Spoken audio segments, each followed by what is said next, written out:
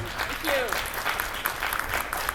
Hello, everyone. I'm Lina Nilsson, SVP of Inception Labs, actually, one of our research units at Recursion. And I am thrilled to be here today to share amazing work from hundreds of our talented Recursionauts. And specifically, I'm going to give you the inside scoop of the latest and greatest on the Recursion OS. That is the interconnected suite of technical and scientific tools that underpin our unique approach to drug discovery here at Recursion. And after me, you will hear from the awesome Laura Shavitz, who will show how we have applied the Recursion OS to drive specific drug discovery programs.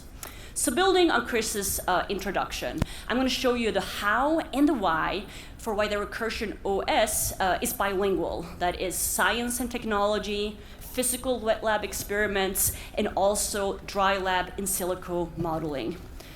Like much of the biotech industry, we used to do this approaching it like individual point solutions, but we no longer do this at all. We build the wet lab and the dry lab in an interconnected way of virtuous loops. And indeed, over the last year or years, like Chris mentioned, we've really been able to transition this into what I believe is probably the first example of a version of an end-to-end industrialized drug discovery system. And this here is a simplified graphic of what that looks like at Recursion today. Why is this important? One purpose I think is pretty obvious and pretty intuitive. It is if you really want to get better drugs to patients, it's not enough to solve just one piece of the puzzle, right? You have to be able to get more programs, better programs, moving faster at every part of the pipeline. And that requires you tackling the challenge in this end-to-end systems way. A second benefit of this virtual cycles approach is how it connects the tools, right? It allows us to automatically detect and act on improvements in the places that matter most. So for example, let's say we have a massive improvement in a model or experiment for how we do compound hit ID, in a connected system that lets us quickly detect and then act on a downstream improvement, for example, for validation. And maybe there's also kind of a couple of additional benefits of virtual cycles that are equally important, but not maybe quite as intuitive. So I'm going to take a little bit of time to unpack those. So one big benefit of virtual cycles is that it lets you sample biology and chemistry in this way that's incredibly broad, but also at the same time incredibly deep. So I'm going to use a visual analogy here, where I'm representing the goal of decoding all of biology with the goal of mapping all of the Earth and its topography, all the land and all of the oceans.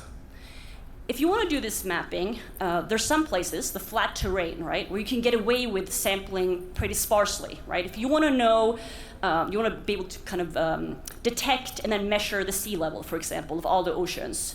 You don't have to sample really densely, but you do have to sample really broadly in order to see that 70% of the Earth that is ocean, right? But let's say, on the other hand, that you want to understand the topography on the mountains here in this graph. Now, all of a sudden, you do need to sample quite densely, right? In our analogy here, this mountainous region, it represents the parts of drug discovery that are really complex, right? The places with lots of weird, unexpected activity cliffs. And today, these are exactly the areas of drug discovery that often contains some of the most valuable, interesting, unexpected insights that you could use to start new programs. So the take-home here in this analogy is really, if I want to summarize it, that one of the key benefits of virtual cycles is that it allows us to build out an AI strategy aimed at both differentially detecting and densely sample the regions where that's going to matter the most, and at the same time gets a systems understanding of the whole. Here I'm showing some real data at Recursion of the same concept. This is in phenomics. And in the bottom, you see what it looks like when we run experiments in a study, just randomly choosing what experiment to run next, standard approach. And on the top, I'm showing you a virtuous cycle approach, where we're using active learning to look at the experiments that have already been run to make a model-driven decision on what experiments to run next. And the blue line shows you how much incredibly more efficient and fast it is to use this virtuous cycle approach. In fact, in this early study, we got 80% of the benefit running just 40% of the physical experiments. And we believe that this kind of performance that we see in phenomics is something that we can also take to all the different other assays we run across our drug discovery pipeline. Another important benefit of virtuous cycles that might not be immediately intuitive is how it scales across experiments. When we run a phenomics experiment here at Recursion, we don't just get the data from that experiment. We're able to compare those results using models with every other experiment we have ever run.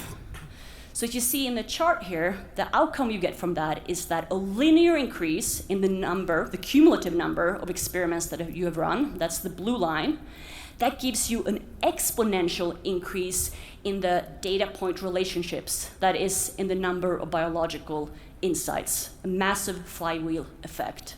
And maybe as a cool aside, make sure you note the y-axis. That is millions of experiments resulting in trillions of biological insights. It's pretty cool. So I'm going to bring it back again to Chris's opening remarks. What underpins this autonomous system, these virtuous cycles? It's really one simple thing. It is the insight that the true key to success in AI, it's not about some specific algorithm, it's not about the transformer architecture or some other specific foundation model, although we do use those as well. Instead, it is the insight that AI-based biology success, that is all about getting increased amounts of compute combined with ever-increasing amounts of broadly usable data in order to create models that solve important, complex problems. Or maybe to say it slightly differently, because this is the take-home of the whole talk, so I'm going to do it one more time. The foundation, the formula for AI success in the modern era, that is the iteration of three things: data, compute, models, as an engine that lets you create ever more valuable products across scientific domains. And for me, there's only one next conclusion from that statement, and that is that the companies that do this well, they are the companies that are going to win. And that's not just an abstract theory, right? We've seen this formula work. So this is the formula that cracked complex games like chess and Go, right? This is the formula that cracked computer vision in the world of images. This is the formula that very recently cracked natural language. And it is the formula that Recursion is using to crack biology. So let's dig into some of the specifics here of these three components, and I'm going to start with compute. About 3 years ago, in 2021, Recursion built our first major supercomputer, BioHive 1. It was one of the top 100. It was the top 100 computer in the world at the time, and it really kicked off a deeper relationship for us with NVIDIA. And as many of you have heard, in 2023, NVIDIA made a $50 million investment in Recursion.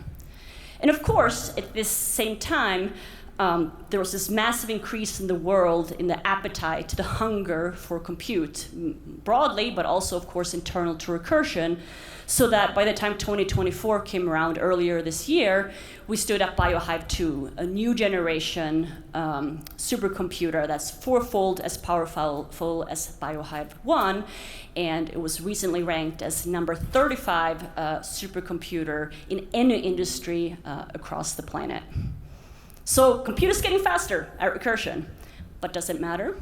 You don't have to take my word for it, because our CTO, Ben Mabey, interviewed Joshua Bengio, one of our scientific advisors, about this. He's considered one of the godfathers of deep learning, and this is what Joshua had to say. We're having a conversation with Joshua Bengio. Do you see any line of sight of the need of compute going down? That was great. The other way around? The other way around.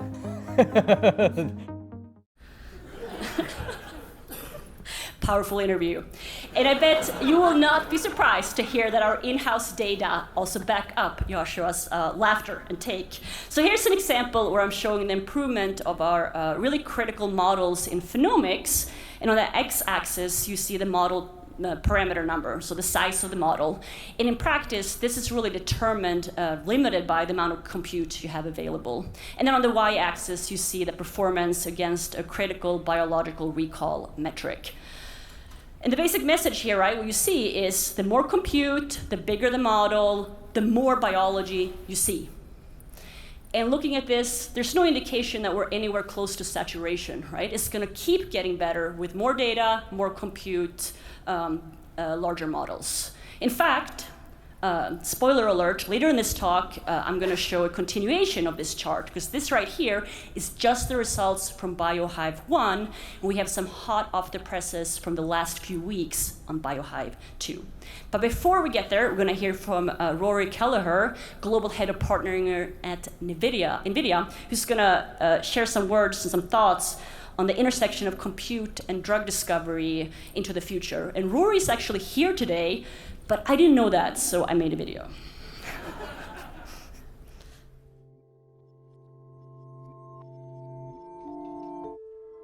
If you look at like the top computers on the top 500 list, like those are typically national labs, the world of government, like aerospace and engineering. And to have a pharmaceutical company now building a supercomputer that ranks at top 35, I think that's a really important signal. The world of drug discovery is now becoming a technology industry. We've been digitizing biology data at a resolution and at a scale that we haven't actually seen before. We have this cycle that's really pushing on the flywheel of innovation, from data QC as things are imaged in the lab, to hit discovery, to target optimization. Everything is kind of built off of these high-dimensional embeddings coming from these foundation models. As you add more data and more compute to these trainings, the model gets better. We can now represent the world of chemistry and biology in a computer. I look at Recursion as like a lighthouse across the industry of this new paradigm of taking large-scale, industrial-scale digitization of biology data and marrying that up with computers. GPUs and supercomputers in general, they've been in extremely high demand. As the generative AI boom has really taken off, everyone is investing in this area. It's incredibly hard to stand up a new supercluster at this point. We at Recursion, we hear that, but we also like to move at what we call recursion speed. Once we had the supplies, we actually stood up in less than 3 weeks of time. Oftentimes it's the ones who are willing to take very measured but very bold bets that are going to see some of these outsized returns and capabilities emerge.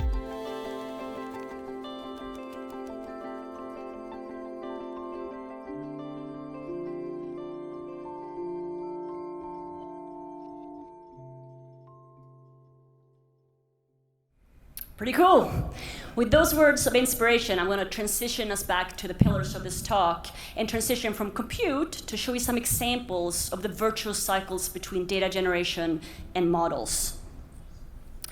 Put simply, at Recursion, right, we generate data that lets us build models that decode biology, and that gives us insights that we can act on for human health and disease.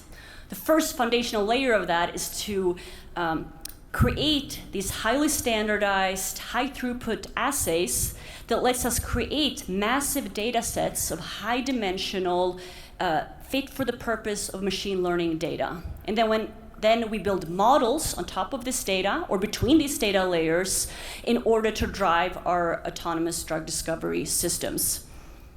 But let's get concrete. Let me show you some very specific examples. So my first example of a data generation modeling loop is for phenomics. This is essentially the unbiased use of microscopy images to study cell morphology, and we use this at Recursion all the way from program initiation through compound lead optimization. On the data generation side of the loop, we have run 250 million of these across dozens of cell types, including really difficult to work with stem cell-derived neurons. And I'll highlight one recent improvement to this assay. We're no longer tied to having to run this in cell paint with fluorescent dyes. We can instead run phenomics in bright field microscopy with multiple time points captured. This is really valuable because it allows us to not just get a single snapshot of what's going on, but to capture the dynamics of how diseases and compounds affect cells over time, right? That's a richer view, a fuller view of what's going on, and it allows us to build new kinds of models. On the modeling side here, I'm showing an example of the power of compute to increase our speed of R&D. So this is the end of the cliffhanger I introduced in the compute section. So this is showing improvements. So on the x-axis here is the model size, and the y-axis is performance on a biological benchmark. So in just 2 weeks of using BioHive 2, our new supercomputer, we were able to generate a new list of candidate models for our in-house production systems.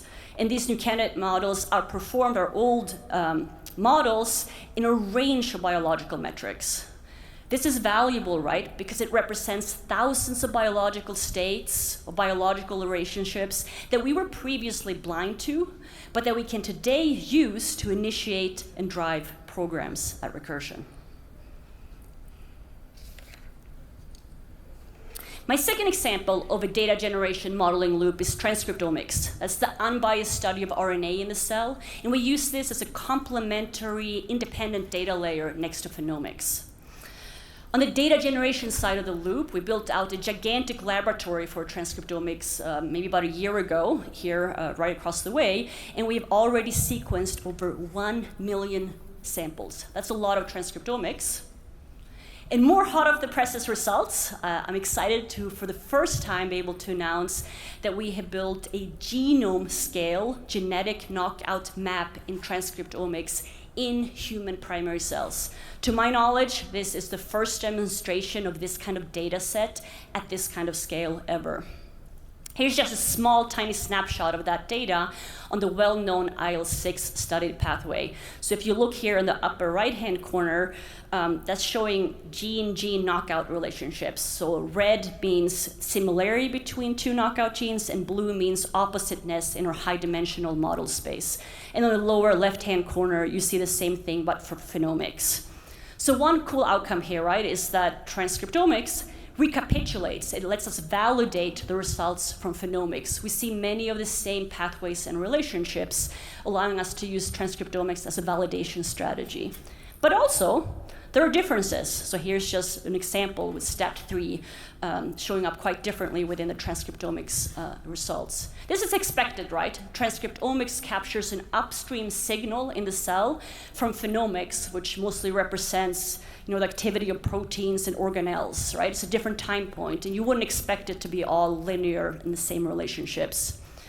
But not only is it expected, it's incredibly valuable, because this means that we have additional real biological signal that we can add into our models to extract even more insight.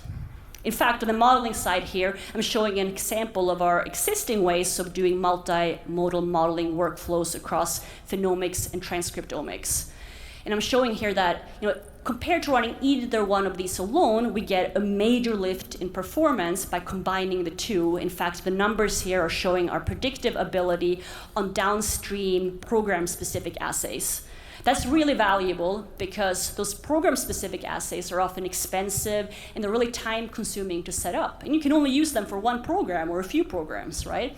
And by replacing those with transcriptomics and phenomics, we've been able to massively increase the scale and throughput in early drug discovery.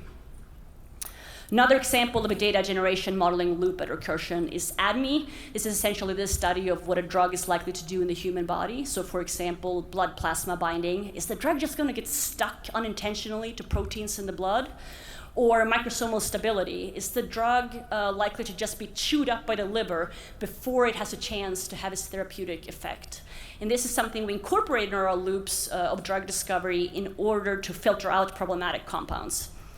On the data generation side of the loop, we've been able to combine a number of these assays across human and rat contexts onto a single automated platform which has resulted in a 90x increase in throughput compared to the standard manual approach. So this is volumes and standardization of data that allows us to create a whole new generation of models. On the modeling side of the loop, I'm showing an example here of the power of these standardized data sets and compute. Maybe I should really quickly explain the y-axis. This is using an external well-known benchmark called the TDC, the Therapeutic Data Commons. It's across 22 widely used ADME assays. And here are the results of a model called MOL-GPS created by Recursion's Valence Labs. It's a graph neural network. It's a chemistry structure-based models that lets you predict properties like the ADME readouts. And it performs really, really well against the TDC benchmark. And you will probably not be surprised at this point in the talk that as you move along the x-axis, the parameter size gets bigger, the model improves a lot. But what is maybe surprising, certainly very good for us, is look what happens when you add in the phenomic data layer to the model. It gets significantly better. In fact, to put a point on it, adding phenomics has the same benefit here as a 50-fold increase in the modeling size. And not only is it an improvement of the new model relative to our old model at Recursion, it also allowed us to beat the state of the art on this TDC benchmark. My next example of a data generation modeling loop is in vivomics. This is ML-enabled animal studies using 24/7 video and animal temperature sensors. And we use this to get an early insight on what a compound is going to do in a whole organism. On the data generation side of the loop, we've been able to scale this to 1,000 data collection cages. And we've also expanded in vivomics so that it can work on rats. That's the second important animal model beyond mice. It's all volume and diversity that helps us build new models. On the modeling side, machine learning lets us take those video and temperature sensors to create drug discovery signal proxy readouts that we can apply across the breadth of Recursion, every program in our portfolio. And one use case that I'm particularly excited about is one where we use this to be able to pick out the right compound from a series at the right dose so that we have the best possible shot on goal when we run complicated downstream efficacy studies. And Laura, in the next talk, is going to show some specific examples of how this works. And my final example of a data generation modeling loop is patient data. That is molecular data like transcriptomics and clinical notes from real people. On the data generation side of this loop, we partner with Tempus to get access to over 20 petabytes of patient oncology data. And with Helix, I think we have a few people from Helix here today, for hundreds and thousands of patient records in a broad range of indications, also far beyond oncology. These data sets are really powerful for us because we're able to combine them directly with our in-house data in transcriptomics and phenomics to build joint multimodal causal models. In fact, on the modeling side, we're in the first 6 months or so now of initiating real programs from these joint causal models, our maps of biology and the patient data. Patient data, right? It's really valuable because it's so relevant, right? It's so rich, but at the same time, it's really hard to work with, right? It's noisy, there's lots of confounding effects, it's incomplete, even with a great data collection from Tempus and Helix, right? So for example, if you want to find a new causal driver in cancer, you're almost always going to be limited by statistical power, right? That effect is going to be really rare, and the data is noisy. And so the value here really is that by combining the patient data with our highly controllable, densely sampled in-house data, we're able to still extract out those targets and be able to validate them in a quick and affordable way on the platform. So to summarize, I've shown you a bunch of examples of the power of focusing on a limited set of high-dimensional data layers. I've also shown you how we apply a whole suite of modern machine learning tools to those layers. And in addition, the kind of extra value, sometimes very surprising value, we get out of combining data layers within one single model. And in the end, I've shown you examples of how by doing this, we're able to get virtuous cycles of both drug discovery insights and ways to improve the system itself. So that at the end of the day, what we have is something much far beyond TechBio 1.0. It's not independent point solutions in space, right? It's an interconnected system, end-to-end autonomous automated drug discovery, the vision of the Recursion OS. And so having taken you under the hood of at least some of the pieces of the scientific and technical key components of the OS, I'm going to end this talk by just sharing a couple of highlights of the utility of the outcomes of the OS. And we think of these really as three big, broad categories. One of them, I think, is really well established, the pipeline, and you're going to hear a lot more about this later today. But there are also two newer categories, commercial models and interfaces and tools. Starting with commercial models. We have recently released the first recursion model to the outside world. We call this model Phenom Beta. And it was made possible by NVIDIA and their BioNeMo platform. And I can show here on an external set of data that Phenom Beta outperforms what is considered the state-of-the-art, the gold standard in microscopy analysis. In fact, Phenom Beta is a foundation model, so it's built and designed to be able to be used on a broad range of microscopy techniques and other imaging modalities as well. So maybe one day even completely different domains like pathology. It is also designed to be able to be used to answer a really wide range of biological questions, including ones that are just completely different from the things we focus on at Recursion. But I would be remiss to not also mention that, of course, even though it outperforms the external gold standards, it's still not nearly as powerful as the new generation of models that drive internal drug discovery at Recursion. And my second example of utility of the Recursion OS is interfaces and tools. I've shown you lots of tools today in this talk, and I've also shared how at Recursion, these are all connected into an automated joint system. But could we make these tools useful and available for the broader industry? How could they become of value directly also for our partners? How could they be something we share directly with our partners? To solve for this, we built LOW, the LLM orchestrated workflow engine that Chris briefly introduced. In essence, this is a research interface that lets scientists, without any coding ability or kind of technical deep knowledge, be able to access our machine learning models and our experiment orchestration tools.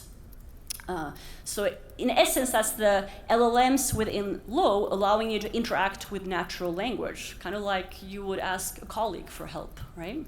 And we're currently in the process of preparing LOW so it can be used by our close colleagues through our partnership with Bayer. Very exciting. You're going to have a chance to see LOW live in action during the demo tours later today, but let me just use an 80s analogies, because I like those, to explain a bit how LOW works. In the early 80s, right, to be able to use a computer, you had to be a real domain expert. You know, it was the field of the chosen few, and the reason for that was that the only way to do it, to get a computer to do something, was through the command line.